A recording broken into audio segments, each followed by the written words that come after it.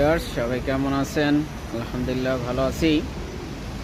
পর্তুগালের রাজধানী থেকে আমি সিরাজুল ইসলাম বলতেছিলাম।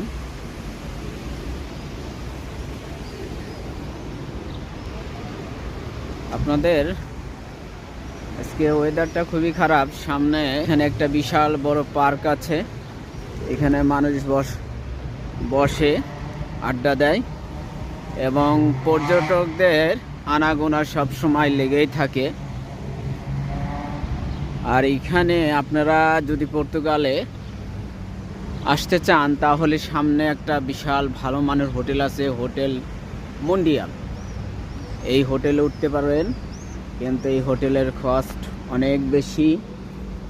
আর হচ্ছে এখানে একটা বিশাল বড় একটা উপরে যে দেখতে পাচ্ছেন, এটা হচ্ছে এখান থেকে সিঁড়িতে বেয়ে উঠতে হয় এবং উপরে একটা দরজা আছে, সেখানে গেট আছে, গেটম্যান আছে। ওখানে যারা বিদেশি পর্যটক আসেন এখানে 10 ইউরো দিয়ে উপরে উঠতে হয়, তাছাড়া ওঠা যায় না। আর যাদের পর্তুগালের কার্ড আছে তারা মনে করেন যে ফ্রিতে উঠতে পারবে।